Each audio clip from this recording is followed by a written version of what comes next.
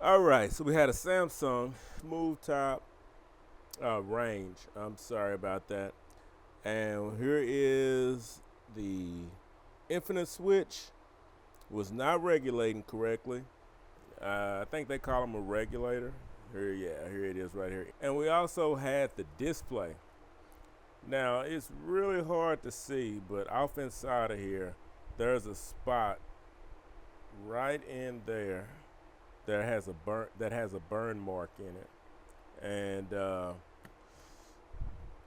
right in here we had it where it would not show all of the numbers, so they just had to set it and hope that it was correct.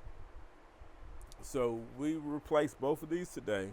Anyway, so when you put this back on, you'll have the screw here and a screw here.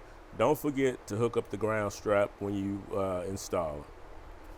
But you're gonna have 2, 4, 6, 8 clips that you have to. They're like spring-loaded clips that you need to press in. So the best way to do that, because that was the part that gave me the most problem out of the whole install, was placing those clips back in, and the ribbon cable.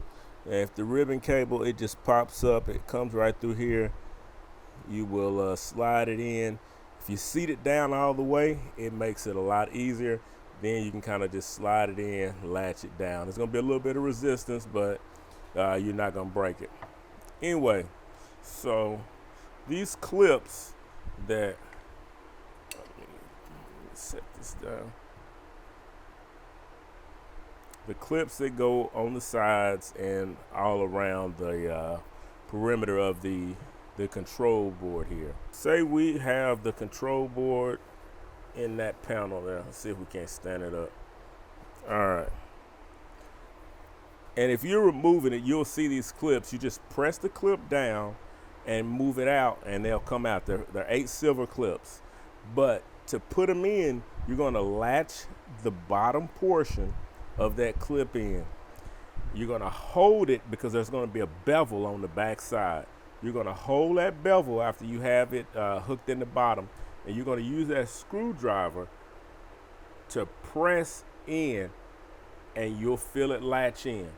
The easiest way to do it. I had a lot of difficulty trying to do that at first, but once I figured that out, it was pretty easy.